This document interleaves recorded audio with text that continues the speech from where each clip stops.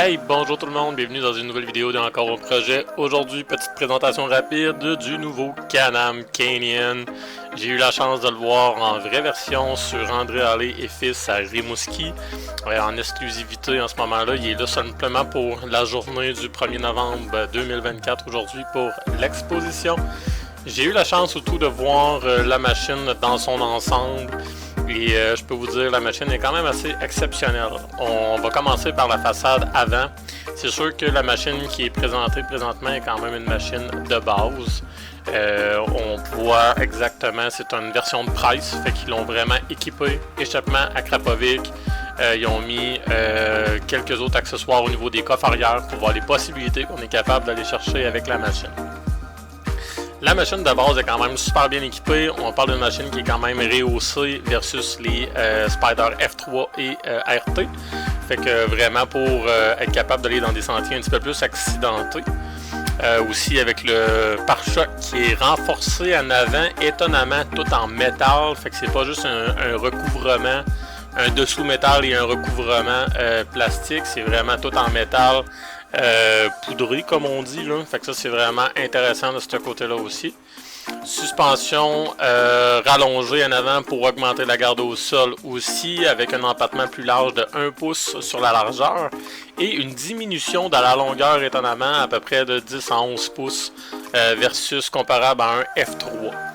L'autre amélioration aussi, c'est qu'ils ont quand même pensé de cacher la strap arrière pour éviter qu'il y ait trop de roches ou de débris qui allent quand même salir la strap arrière. Une chose que je me pose vraiment comme interrogation, c'est que au niveau des capteurs VSS avant et aussi rotation arrière, les genres de petites dents dentelées, ils ont décidé quand même de laisser ça là sur ces modèles-là. Fait que j'ai hâte de voir sur le long terme ce que ça va donner au niveau de la fiabilité, si les roches vont rentrer là-dedans, si ça va créer certaines problématiques. Au niveau des pneus, ils ont vraiment mis des pneus agressifs, vraiment style Adventure, fait que j'ai hâte de voir aussi au niveau de la traction. Quand même un crampon épais, je vais le comparer à peu près au niveau de la grosseur des crampons d'un Can-Am Ryker Rally. Les crampons sont vraiment élevés, on dirait quasiment un terre d'hiver. Fait que ça c'est vraiment plaisant de ce côté-là. Fait que sur la terre, ça va aller quand même chercher une très bonne traction également. Au niveau de l'infodivertissement, on a quand même Apple CarPlay, Android Auto là-dessus, avec un écran de 10,25 pouces en avant pour les informations.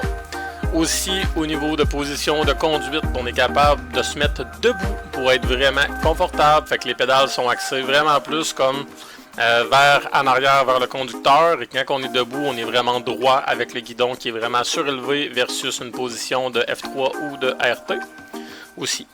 Petit inconvénient, on perd le rangement avant. Ils ont grossi les radiateurs pour augmenter le refroidissement de la machine. Et comme d'habitude, c'est un moteur super fiable, moteur 1330 qu'ils ont mis dedans, qui est réputé dans les moteurs, dans les modèles F3 et dans les moteurs RT également.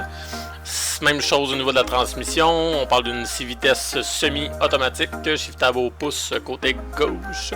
Et avec aussi quand même pas mal de pitons.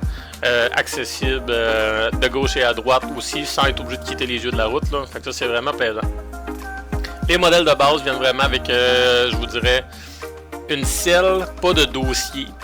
Fait que si vous voulez faire un rajout, ensuite de ça les modèles RT et les modèles Red Rock, mais là vous trouvez vraiment valise en aluminium avec un petit dossier pour le côté passager également. Plusieurs accessoires disponibles aussi. Le modèle Red Rock et tous les modèles d'ailleurs là, sont munis d'une suspension adaptative arrière à l'air. Fait que vraiment niveau confort ça doit être impeccable là, si on compare avec le RT. Avec la vraiment suspension à air au niveau confort là, c'est inégalé à date sur des machines comme ça.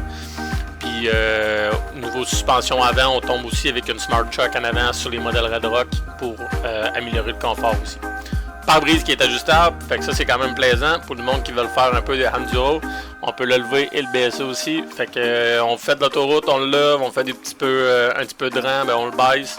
Fait que ça c'est vraiment le fun pour augmenter la visibilité. Fait que c'est pas mal ce que j'avais à dire au niveau de la version. Fait que dépêchez-vous d'aller le visiter sur André Allé et Fils de Rimouski. Il est là pour aujourd'hui, le 1er novembre 2024. On souhaite que vous soyez capable de le voir. Présentement, Can-Am font la tournée des concessionnaires pour montrer les modèles 2025. Tout même ce qui est Spyder, RT et aussi du Canyon. Fait que profitez-en pour aller le voir, jaser avec le monde sur place. Je suis sûr qu'ils vont être capables de vous répondre amplement sur la connaissance de la machine. Fait que merci d'avoir regardé la petite vidéo et on se reprend pour une prochaine. Ciao!